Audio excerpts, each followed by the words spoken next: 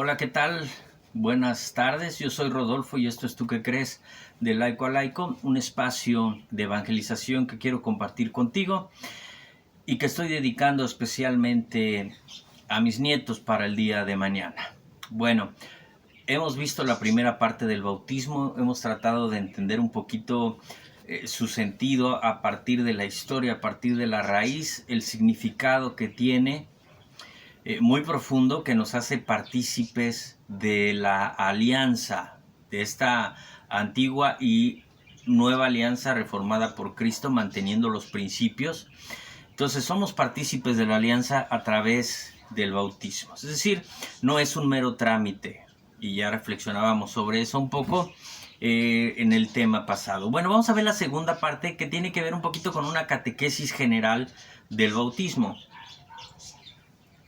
y en la cual vamos a ver un poquito lo que es el ritual del bautismo, que yo mencionaba en el episodio pasado, que se ha convertido en un ritual un tanto mediocre, no por el ritual en sí, que la gracia que se otorga es completamente llena de la dignidad, pero sí por aquellos que participan dentro de ese bautismo. Bueno, tenemos claro, pues, por la primera parte, que el bautismo es un regalo que el Padre, tú como papá, yo como papá, le damos a nuestros hijos. Y a ellos se encargarán de abrirlo o no abrirlo, de sacarle provecho o no sacarle provecho, de negarlo si quieren, pero nosotros como padres los hacemos, les damos la oportunidad de ser partícipes en la alianza. Bueno, bautismo viene del griego baptisein, que significa sumergirse. Bueno, este bautismo, yo lo explicaba, representa la inmersión, es decir, sepultar al catecúmeno, al que se va a bautizar en las aguas, para hacerlo resurgir, para hacerlo renacer, como decía Cristo, en la propia resurrección de nuestro Señor. Y bueno, ya veíamos nosotros, y esto lo dice Romanos 6, ¿no? Romanos capítulo 6. Pero también veíamos que Juan 3, ahí es donde nuestro Señor explica a Nicodemo, pues que ya va a ser necesario renacer del agua, y dábamos muchas analogías sobre la prefigura del agua como signo bautismal para estos tiempos, ¿no? Bueno, yo no sé si alguien ha pensado, hablábamos nosotros de la prefigura del bautismo a través del diluvio. Yo no sé si muchos de ustedes han reflexionado sobre que nuestro más antiguo pariente lejano que hemos tenido, al menos tenemos la certeza que es Noé. Y bueno, ese profeta que desafortunadamente no escucharon. Bueno, es también, y esto no lo dije, el bautismo es también prefigura del paso del Jordán. Cuando ya van a entrar a la tierra prometida, entran por el Jordán, se abren las aguas nuevamente y van a entrar ya a posesionarse de la tierra prometida. Es también prefigura aquel paso por el Jordán de el bautismo. Bueno, recuerden ustedes que el Antiguo Testamento es prefigura de Cristo, tiene sentido en Cristo. Bueno, vimos también que nuestro Señor Jesucristo se bautiza para enseñarnos la justicia. Él se anonada en el bautismo, el que no necesitaba bautismo, se anonada a sí mismo y se bautiza por nosotros. Y desde Pentecostés, la Iglesia ha celebrado el bautismo como iniciación cristiana, desde el Pentecostés. ¿Y qué decían en ese Pentecostés? ¿Qué decían los apóstoles? Es que se tienen que convertir y se tienen que bautizar. Son detalles muy importantes que vamos a ocupar en la cuarta parte.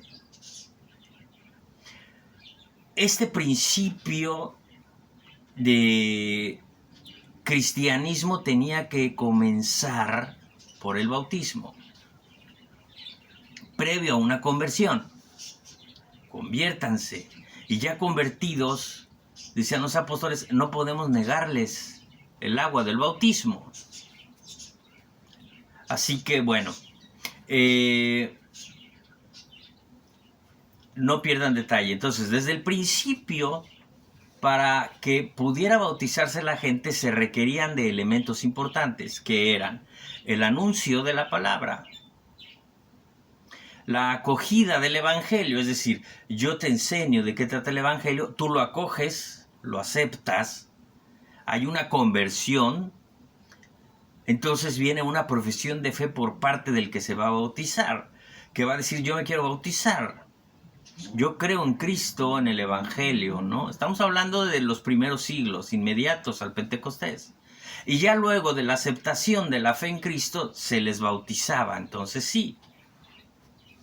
Bueno, entonces, por el bautismo somos incorporados a la iglesia. Somos incorporados a la alianza, a la nueva alianza. La iglesia tiene la custodia de esa nueva alianza. Porque solo a través de la iglesia podemos ser partícipes. En el Antiguo Testamento, en la Antigua Alianza, para poder ser partícipe de esa Antigua Alianza, estar dentro de la Antigua Alianza, bueno, no solo que era necesario como ahora que uno se convirtiera y aceptara y etcétera, sino que quien tenía la custodia de aquella Antigua Alianza eran el sumo sacerdote, eran los sacerdotes y era el templo. En ese sentido no ha cambiado. Y vamos a ver un poquito el ritual del bautismo. Y este ritual se divide en 4 partes, que es la acogida, luego viene la liturgia de la palabra, la propia celebración del bautismo y ya los ritos de despedida, ¿no? Conclusivos. Bueno, yo les diría, por favor, hay que ser, de verdad, hay que ser menos protestantes. En el sentido de que para muchos de ellos el bautismo no es un sacramento, es una profesión de fe. Hay que tomar en serio el bautismo por lo que representa. Ya vimos lo que representa. Y fíjense bien desde el rito de acogida. Es que a mí me sorprende de verdad, cómo estamos despreciando el significado del bautismo.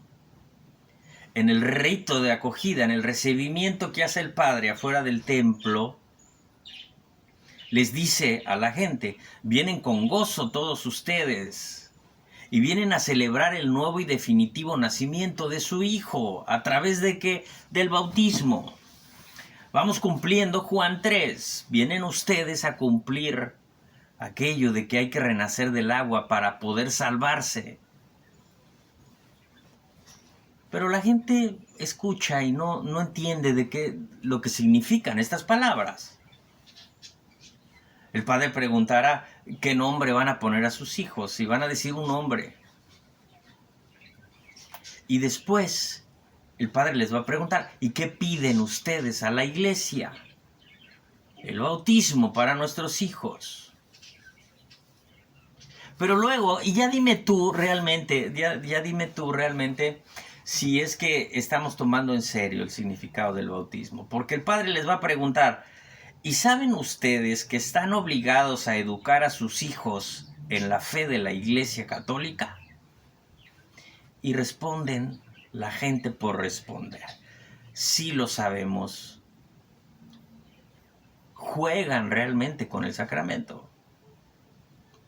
Porque no solo es que la inmensa mayoría no los va a educar en la fe.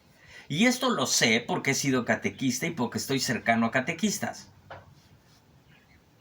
Los niños llegan con una ausencia de Dios en su vida impresionante. Esos niños que fueron bautizados un día por sus padres, que se comprometieron a educarlos, que se sabían obligados a educarlos en la fe católica. Y llegan los niños al catecismo y tienen una ausencia de Dios absoluta. Y a mí me da mucha tristeza porque la primera catequesis es en la casa. No es cuando los mandas. La catequesis principal debe de estar en la casa y está ausente completamente. Hoy está ausente. Y si los niños escuchan algo sobre la iglesia por parte de sus padres, te aseguro que la mayoría de las veces es una crítica, es algo malo. Algo que pone en duda la verdad de la iglesia. ¿Qué niños quieres entonces que crezcan en el futuro? ¿Con qué fe crees que van a crecer? Así que, ¿están obligados a educarlos en la fe? Sí lo sabemos. Esa es la respuesta falsa que da la mayoría de la gente. Deberíamos de ponernos ya más serios. Y luego dice, ¿ustedes padrinos están dispuestos a ayudar en la tarea de evangelización a sus ahijados? ¿Ustedes padrinos? ¿Y qué contestan los padrinos? Sí estamos. Mira, yo me acuso, es que yo como Pablo, ¿no? O sea, de lo que los acuso, me acuso a mí mismo, ¿no?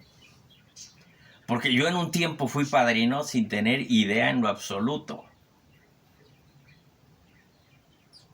Ahora yo ya no soy padrino, porque yo no voy a entrar en el juego, salvo que sea un caso que yo viera muy particular, yo no voy a entrar en el juego de la mediocridad.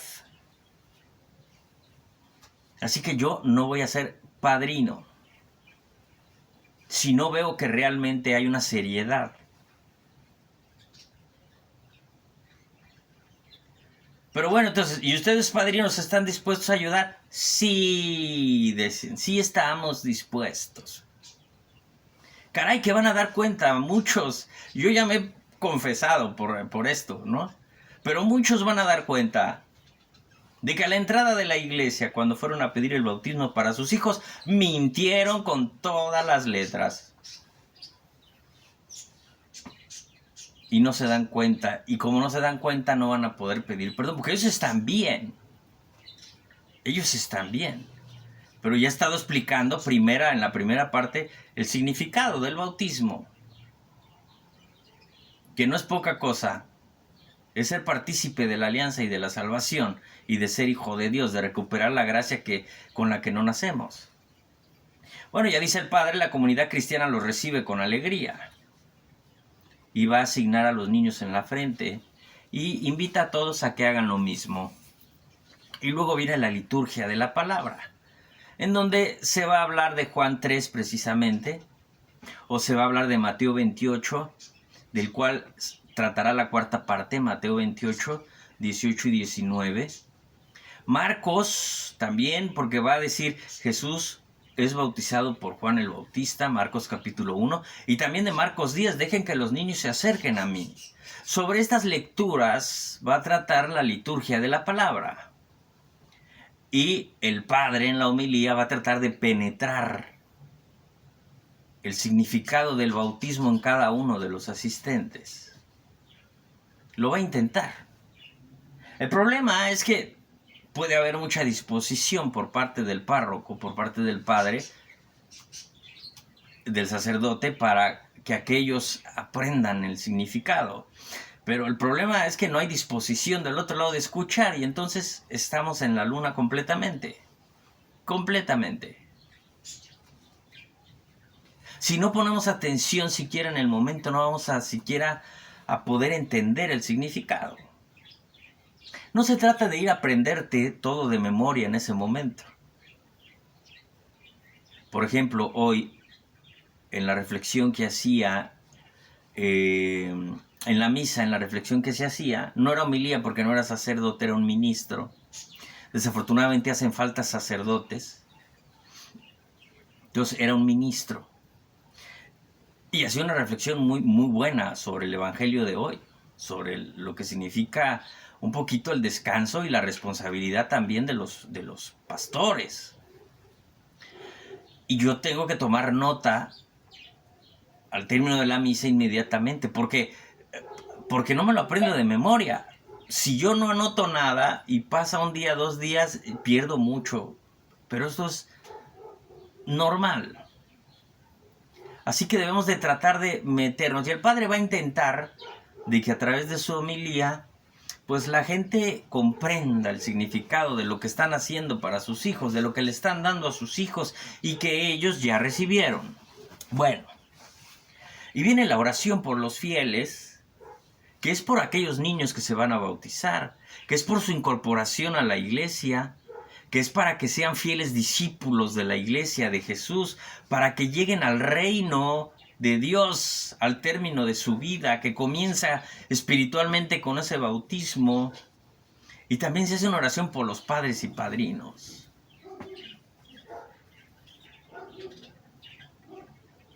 Y no reflexionamos en la oración que estamos haciendo, en lo que estamos pidiendo. Luego hay una invocación a los santos, una invocación a María, por supuesto. Y viene el momento en que se llama oración de exorcismo. Y bueno, los grandes exorcistas como el padre Gabriel Amort, en paz descanse, bueno, ellos reflexionan y dicen, mira, en realidad no es un exorcismo lo que se hace al bebé, sino una oración de liberación. No hay exorcismo porque el demonio no está en los bebés. Ahora, que es cierto, hasta el bautismo están en un estado que no tienen gracia. No tienen la gracia santificante que ya explicaba. Pero entonces, bueno, se va a hacer una oración de liberación. Y una de esas oraciones de liberación, la voy a leer del ritual, permítanme. Del ritual del bautismo. Una de esas oraciones de liberación, fíjense cuál es.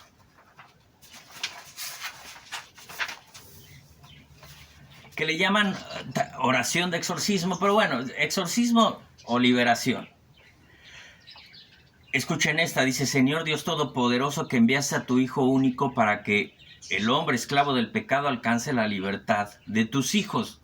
Tú sabes que estos niños van a sentir las tentaciones del mundo seductor y van a tener que luchar contra los engaños del demonio. Por la fuerza de la muerte y resurrección de tu Hijo, arráncalos del poder de las tinieblas y fortalecidos con la gracia de Cristo, guárdalos a lo largo del camino de su vida, por Jesucristo nuestro Señor. Amén. Esta es una de las oraciones que se hacen en favor de aquella criatura que va a recibir la gracia. Y luego viene una unción, que vamos a explicar el significado de lo que es la unción. Bueno, ¿y qué es, pues, la unción?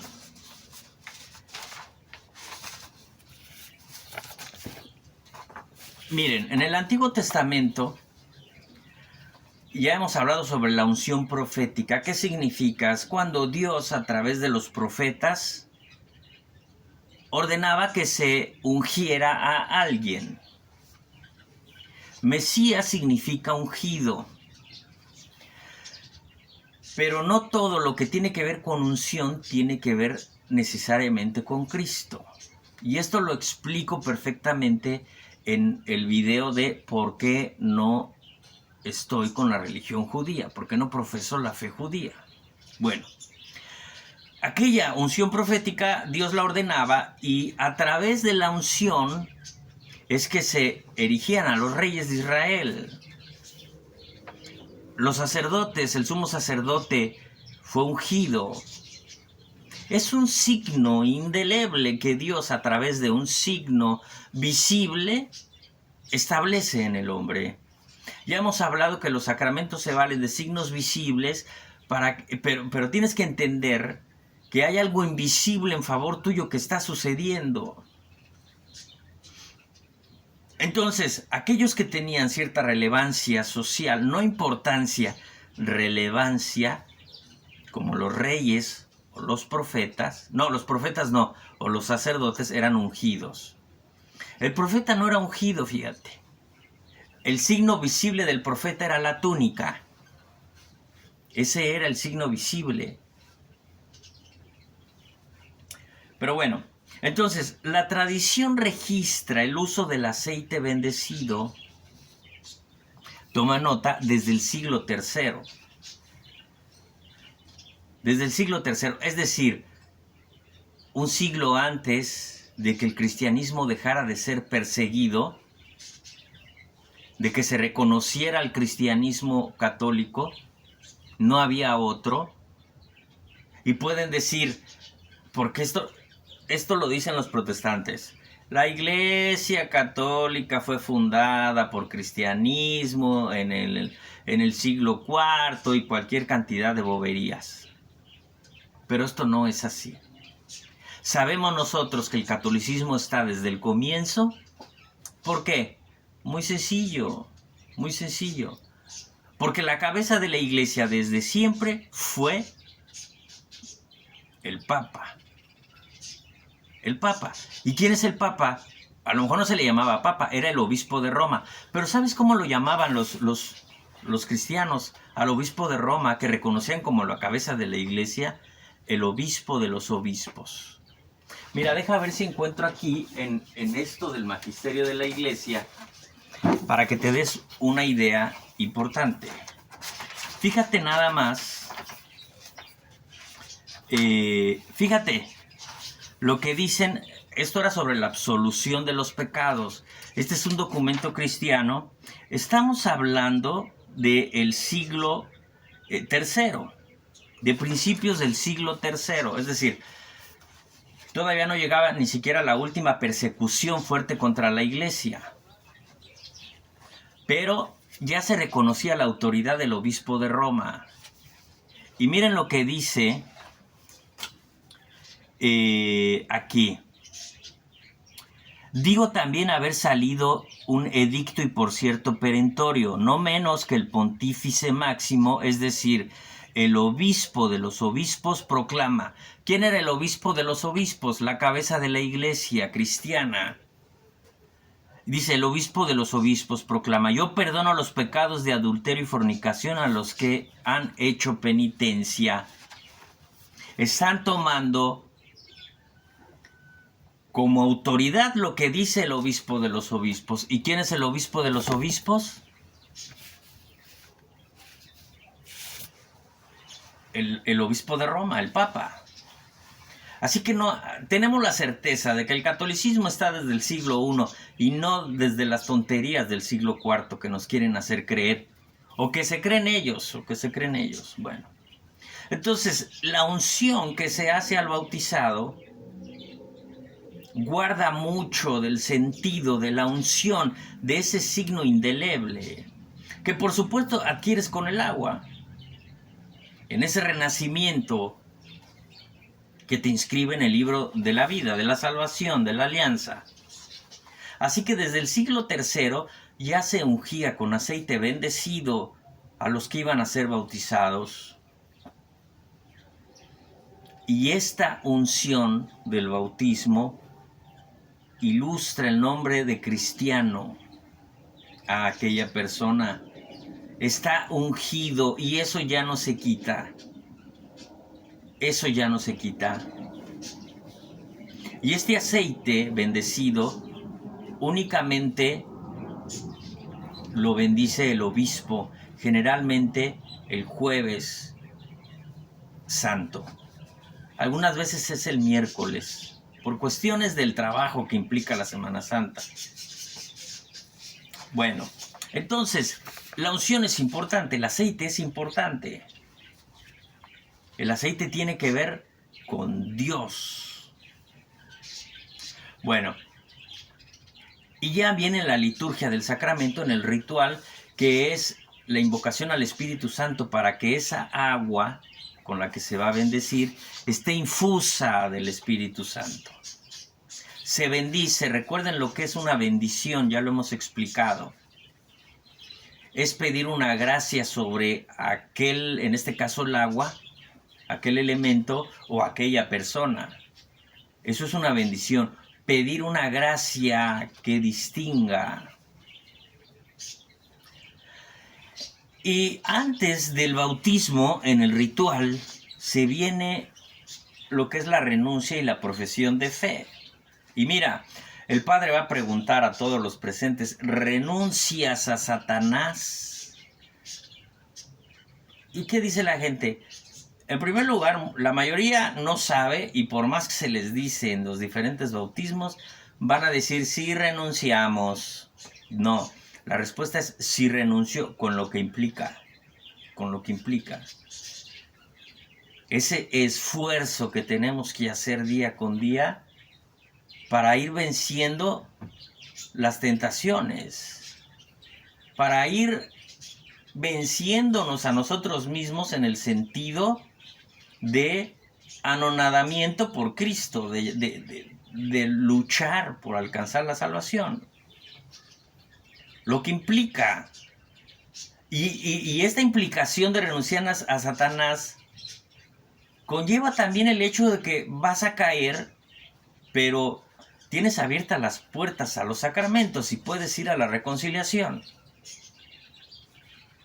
Esto es lo que implica. Pero la mayoría de los que dicen sí renuncio, ¿no? Sí renuncio. La mayoría tiene años sin comulgar. La mayoría tiene años sin confesarse. ¿Qué renuncia estás diciendo tú frente al altar? Es que las palabras ya no valen. Antes valía más la palabra del hombre, ahora ya no. Y con una ligereza mentimos.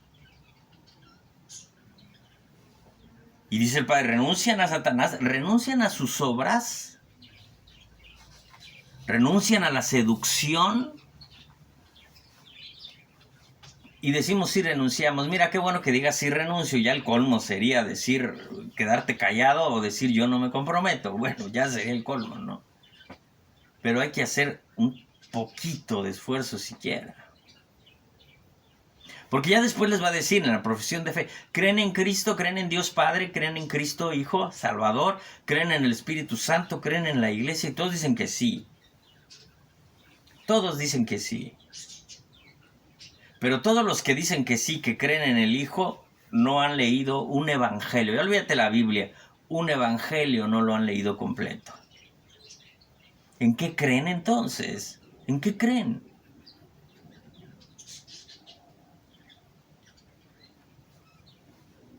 Pregúntales sobre el Espíritu Santo. No te saben decir nada.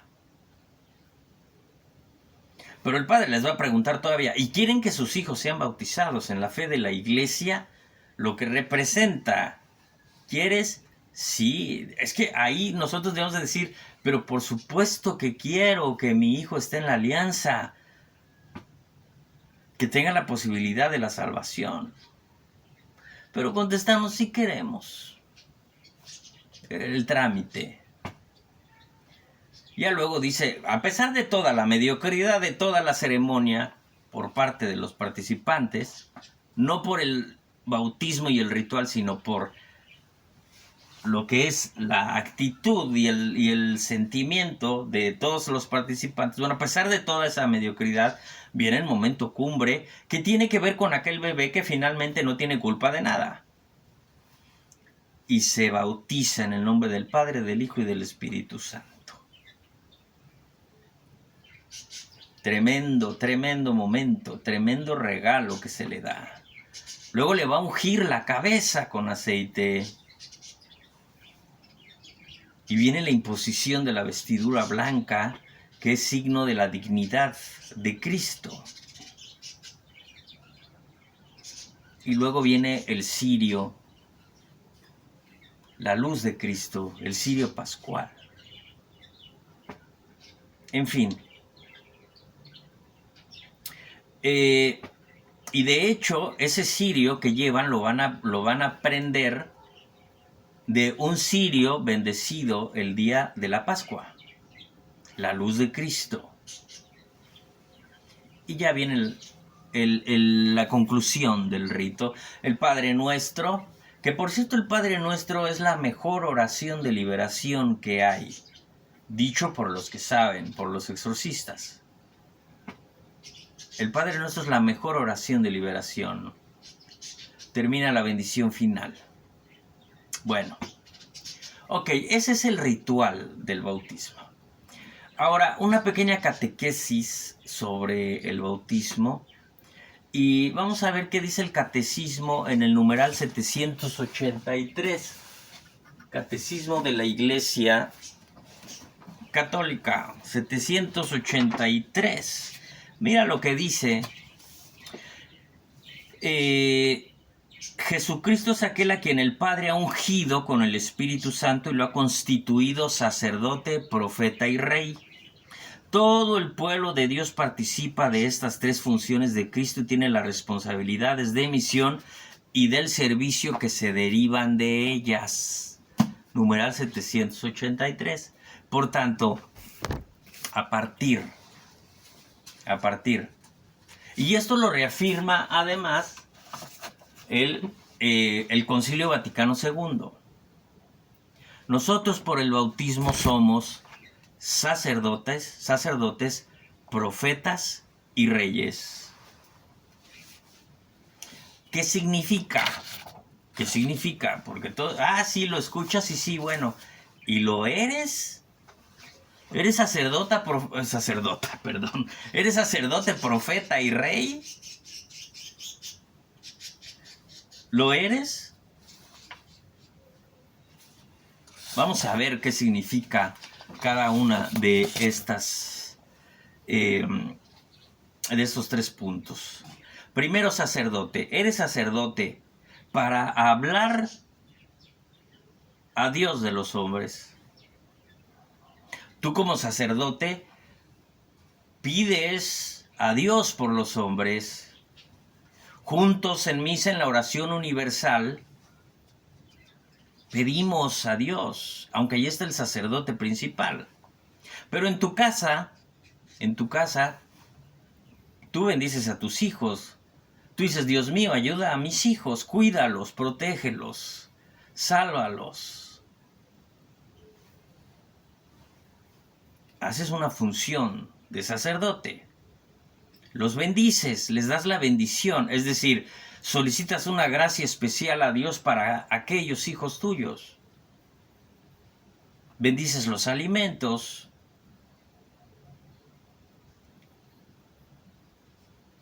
Bueno, ese es el hecho de ser sacerdote. Hablar a Dios de los hombres. Perdónalo, Señor, porque no saben lo que hacen. La coronilla de la misericordia. Primero, Señor, te ofrezco el cuerpo, la sangre, el alma y la divinidad de tu amadísimo Hijo Jesucristo como propiciación de mis pecados, de nuestros pecados y los pecados del mundo entero. Por tu dolorosa pasión, ten misericordia de nosotros y del mundo entero. Eres sacerdote. Bueno, y luego profeta. ¿Qué quiere decir profeta? Bueno, a la inversa, ahora vas a hablarle a los hombres de Dios. Y empieza por tu familia. Tienes que ser profeta, tienes que dar testimonio de Dios, tienes que hablar de Dios. Esa es tu función de profeta. Y por último, ser rey. Somos reyes, pero no como tú piensas. Somos reyes no para ser servidos, somos reyes para servir. Somos reyes para servir. Y esto lo vemos en Deuteronomio capítulo 17, porque dice Dios, si ustedes quieren un rey algún día, bueno, el rey que ustedes deben de tener, debe de tener ciertas características. Y en otras palabras dice, no deben de tener muchas mujeres, no deben de acumular riquezas, deben de guardar los mandamientos y la ley de Dios, deben de tener presente que están ahí para servir al pueblo. ¿Has conocido a un rey pobre? ¿Has conocido a un rey que no tenga mujeres? Fíjate que las mujeres, en este sentido, a Salomón, hombre sabio y creyente, bueno, resulta que por seguir por las mujeres se perdió. Y por culpa del pecado de Salomón, Israel se divide, el reino se divide. El propio rey David, el padre de Salomón, ve a Betsabé, se enamora de la mujer de Urías, su amigo, y planea todo para que Urías muera en la guerra y quedarse con la mujer de Urías, Betsabé, la madre de Salomón. Bueno, tú has conocido a un rey que cumpla con estas características: ser pobre, no tener mujeres y guardar los mandamientos y la ley de Dios, darse a la gente.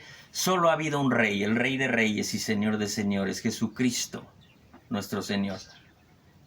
Nadie ha cumplido. Ve la realeza al día de hoy. Viven en su pequeño mundo de burbuja. A mí me sorprende realmente que viven en su mundo de burbuja creyéndose realmente reyes, que lo serán por título y por tradición. Pues se creen reyes y quieren que todos los traten como reyes. Pero a mí no me sorprende que haya gente que se crea rey.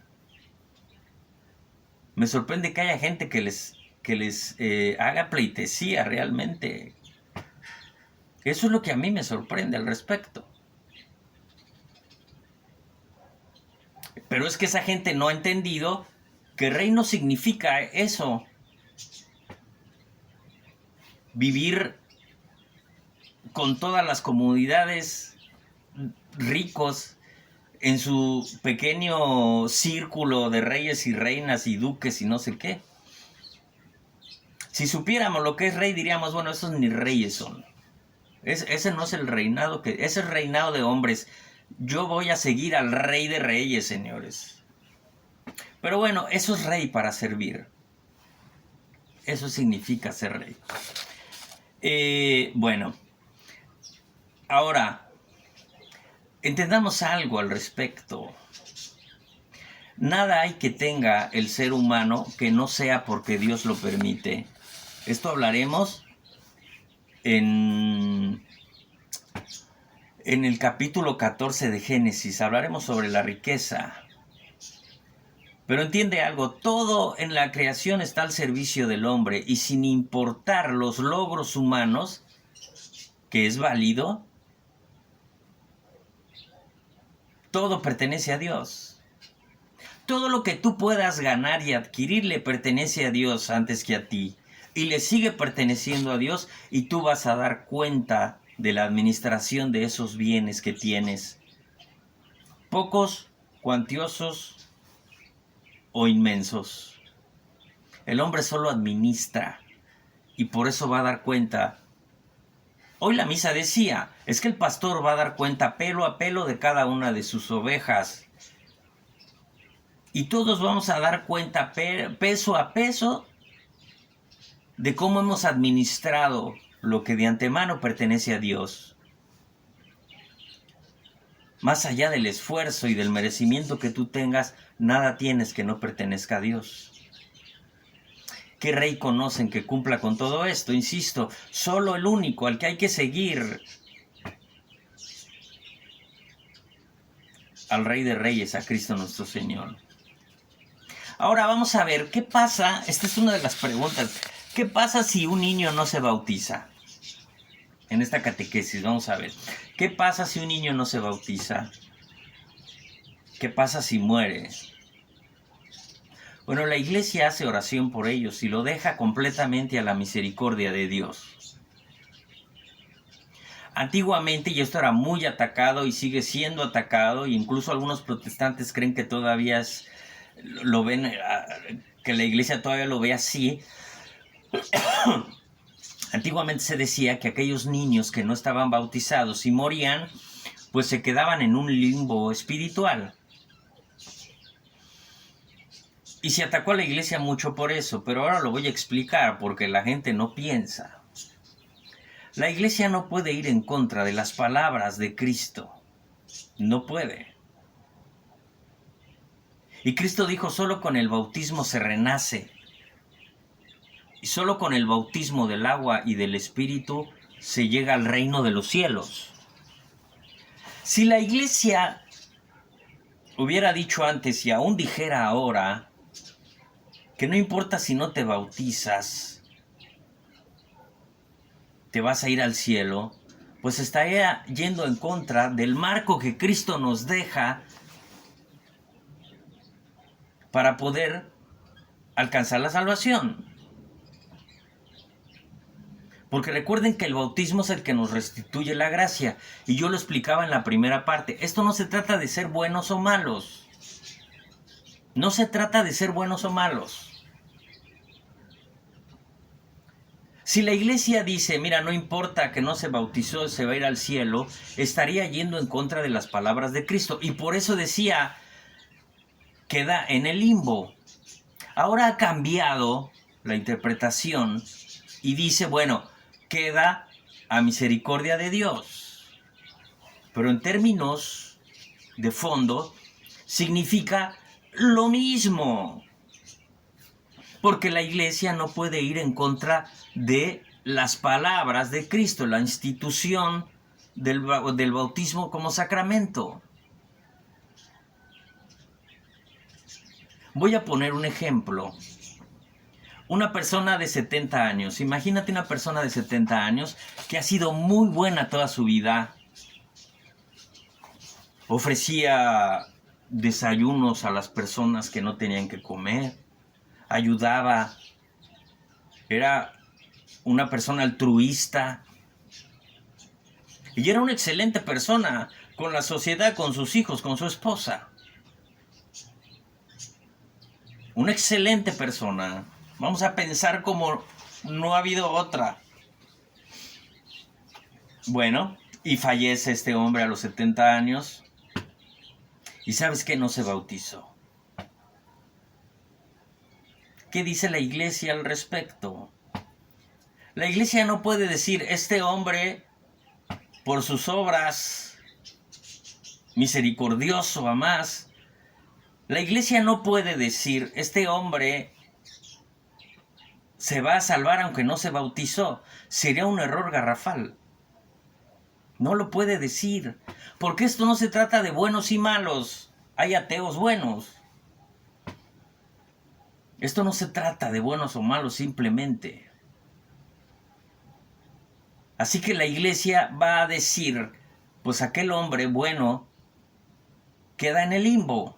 Y si no les gusta escuchar esto del limbo, bueno, la iglesia va a decir, este hombre queda a la misericordia de Dios. Porque yo como iglesia no puedo ir en contra de las palabras de Cristo. Si ese hombre no se bautizó, por las causas que hayan sido, la iglesia no puede decir, no se bautizó, no pasa nada. Sería peor todavía.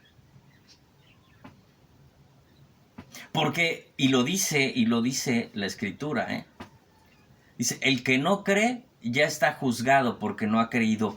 Y lo dice cuando, es que lo dice después, inmediatamente después de que le está diciendo a Nicodemo que solo por el agua se renace,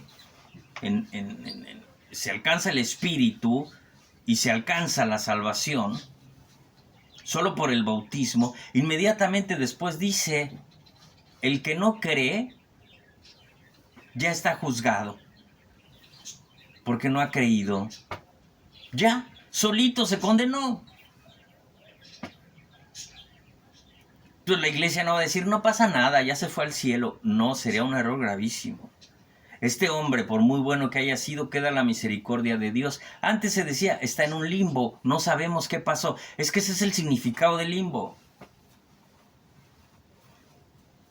No sabemos qué pasó. Queda en Dios. Por supuesto, todo queda en Dios. Para bautizados y no bautizados, todo queda a la misericordia de Dios. Así que, insisto, la iglesia solo puede regirse dentro del marco que Cristo establece.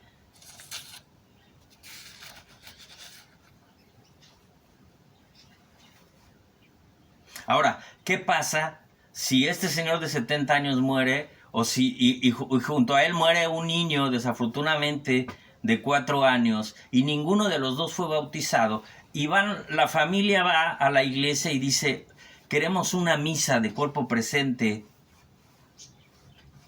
para el niño y para este señor de 70 años. El niño tenía 4 años, no pecaba.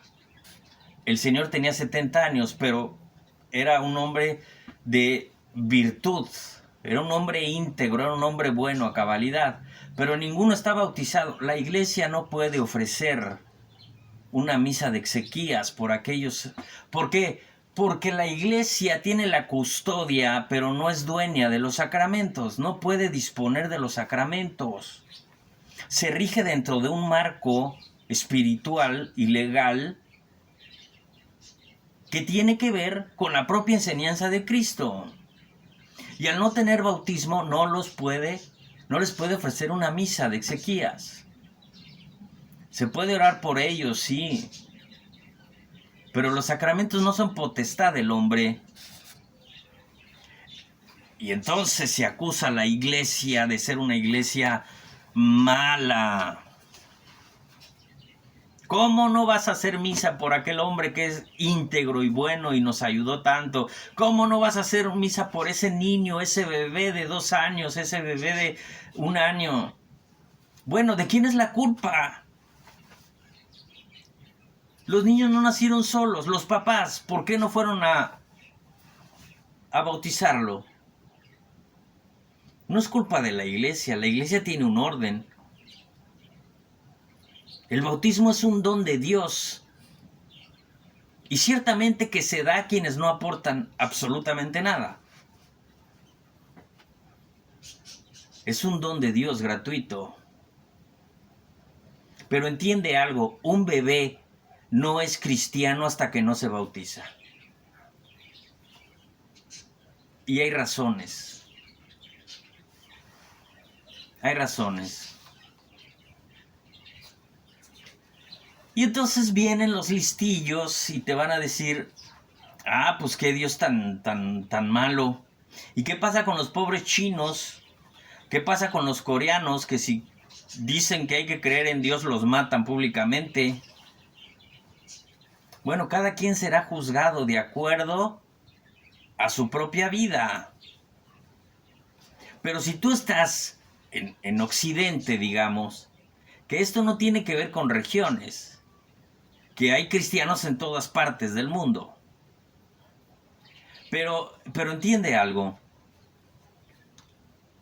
Si tú estás, por ejemplo, en Occidente y conoces perfectamente todo este marco de la fe y se te ha transmitido aunque tú no has oído y tienes abiertas las puertas de la iglesia y los sacramentos aunque tú no quieras ir o tomarlos, confesarte, ir a la Eucaristía, bueno, ese es tu problema.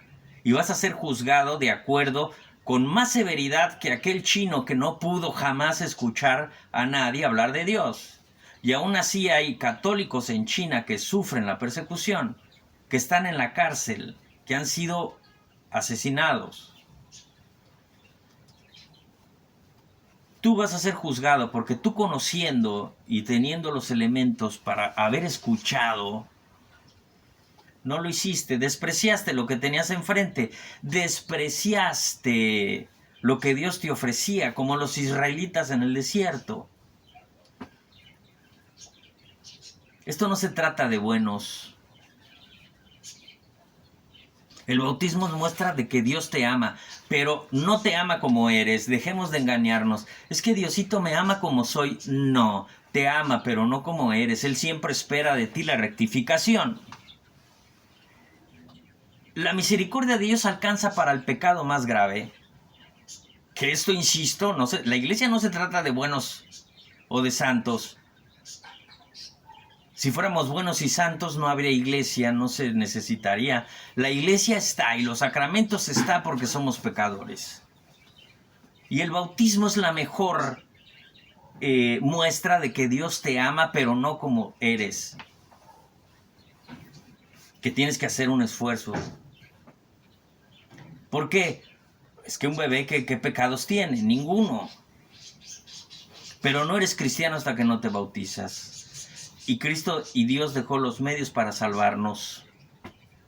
Porque si esto fuera gratuito, nada más de creer como enseñan muchos protestantes, pues qué barato, o sea, de veras qué barato. ¿Qué sentido tiene tiene el sacrificio de Cristo? Si se trata nada más de creer, no se trata nomás de creer. Esto no se trata de buenos y malos. Se requiere, por supuesto, ser bueno en el ámbito civil, en el ámbito social, pero se requiere también ser bueno en el ámbito litúrgico, en el ámbito de la iglesia. Y Dios establece los sacramentos. No puedes estar solo en uno o en otro. Tienes que luchar por tener los dos en complemento. Si nos vamos a salvar solo porque Cristo murió en la cruz, bueno, ¿para qué el bautismo? Y bueno, esto le da sentido al error protestante de decir que el bautismo no es sacramento. Ahora, y sin embargo celebran sus bautismos para hacer la fantochada de sumergir a la gente en albercas. ¿Por qué? Porque fíjate, y por eso pienso yo que es una ridiculez por parte de ellos. Y esto lo vamos a ver. Primero, porque aquel que bautizan ya está bautizado. Primero. Segundo, porque para ellos el bautismo no tiene poder salvador. Para ellos el bautismo no es absolutamente necesario. Con ser miembro de la iglesia es suficiente. Para muchos protestantes. No todos, para muchos. Y todo esto es antibíblico.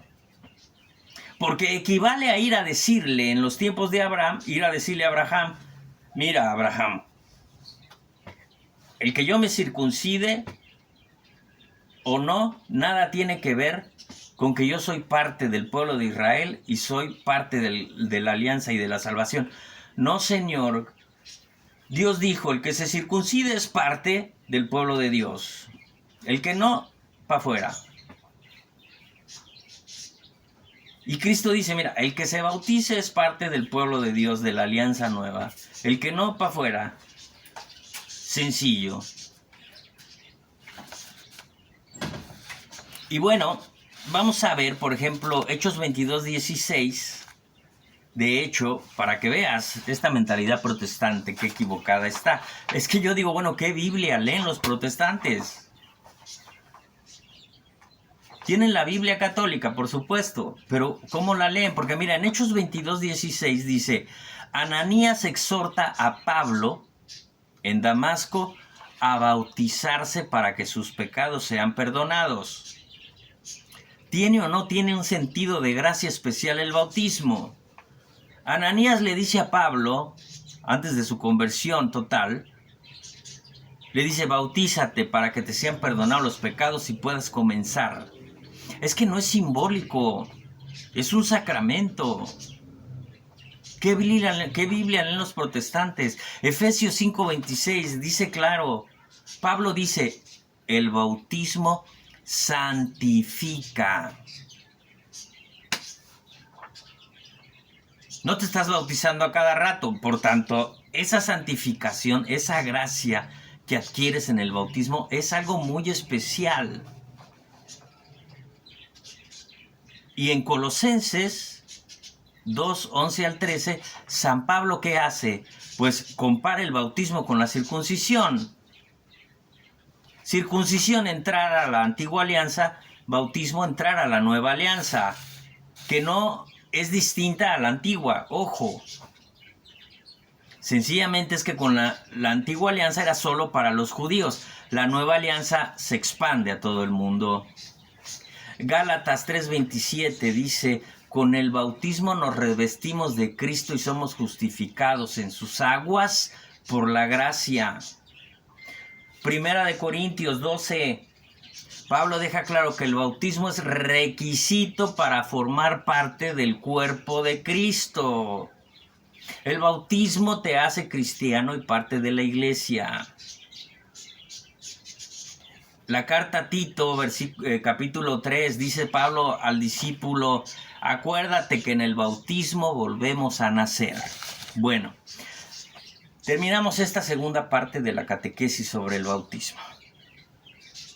Vamos a ver en la tercera parte un poquito de la legislación para ir tomando en serio mejor el significado. Por ahora, pásala bien. Yo soy Rodolfo Verduzco. Esto es Tú que crees, de Laico a Laico. Un espacio de evangelización que quiero compartir contigo y que dedico especialmente a mis nietos. Bendiciones. La paz quede contigo.